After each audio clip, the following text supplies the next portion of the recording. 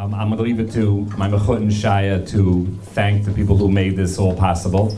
But I wanted to thank Shaya for his gevura and his amuna at the time of the levaya of Elisheva and Yisroel, where he launched 10K Batay Yisroel. And he transformed a lot of the choshech that our families experienced to Mietz Hashem light and smachot for many chasanim and kalas. Thank you, Shaya. Don't be shy, don't be shy. It said that the original order was Shaya Levin and then Chazzan Joel Kaplan. So first of all, don't be nervous, I'm not going to sing. But I suppose, Shai, you may be having to sing then if we're switching. I wanted to say two things.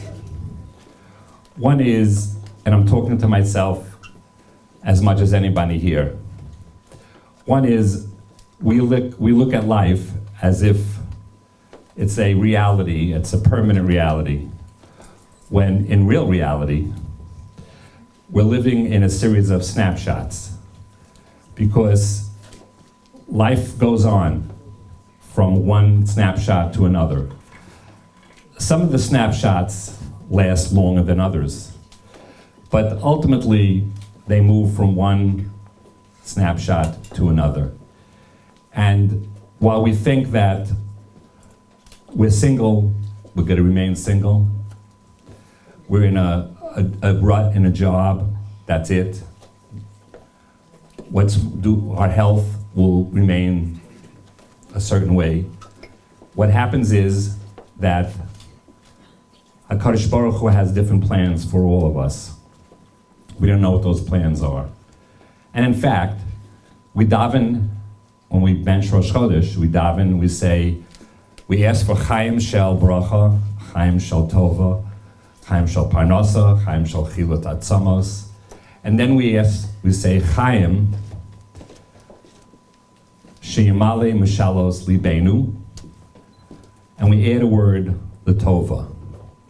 Now, wouldn't it be enough to say Chaim Sheyamale Mishalos Libenu? That HaKadosh Baruch Hu should grant what is in our heart, what we request from HaKadosh Baruch Hu. Wouldn't that be enough? The answer is no, because we really are not sure. We think we know what's best for us. But that's why we ask, and we add the word L'Tova, that it should be for good. And only HaKadosh Baruch Hu could be the one that will determine that.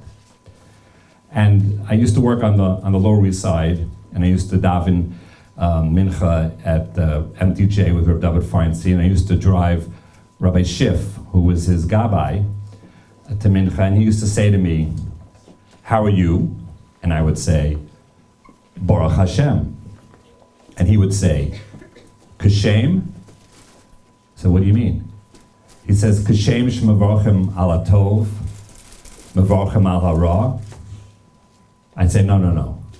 The regular Baruch Hashem. But again, we don't know what the tov and the ra is. We're subject to a HaKadosh Baruch Hu's determination. And let me just illustrate it with a mashal, and then I just want to say a word on shidduchim and Hanukkah. When you buy bread, how do you get bread? You go to the store, right? No. Well, yes. But actually, someone has to make the bread. And there are no farmers here, so I hope I get it right.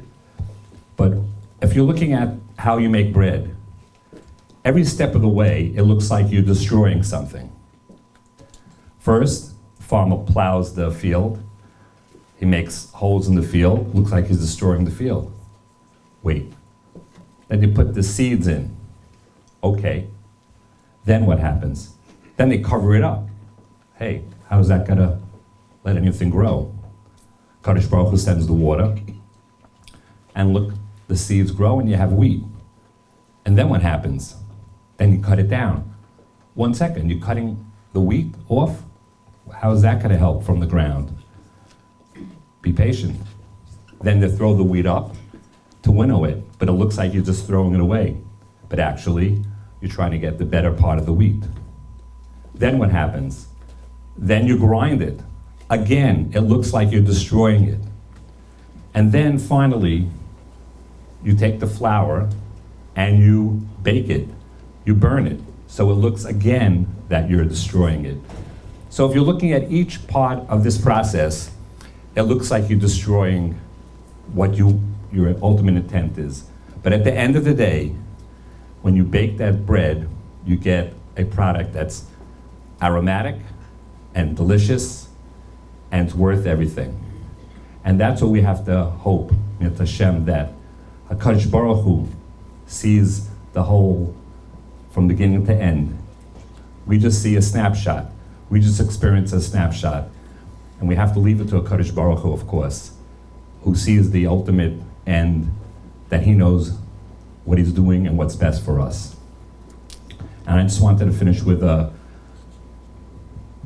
word about Hanukkah and shidduchim. And that is that Chazal say that 40 days before a baby is born, a bas kol comes out and says, Ploni LaPloni, so-and-so, this baby, will marry so-and-so. And until the two are reunited, the couple, the baby, or the person when they grow older, is looking for what is really an aveda, a lost object. That's the way it's described. We're looking for the missing part of us.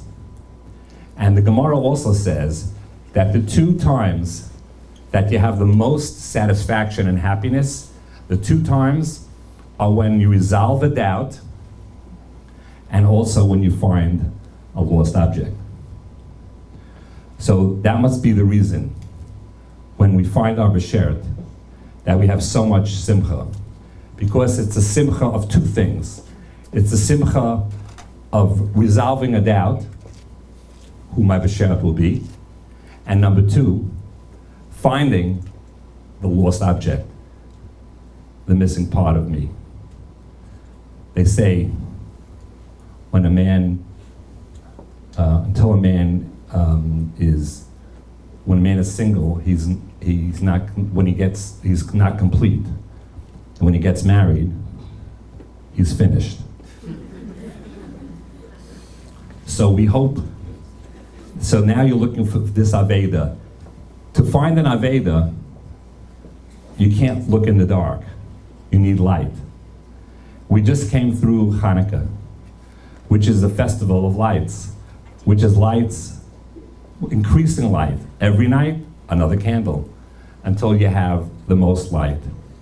So Mi'at Hashem, with the light that we just finished having, and will still be with us, we'll all be able to find our lost object and resolve any doubts, and we'll be zocheh to the greatest light of all, the come of Mashiach, b'meher of Yameinu.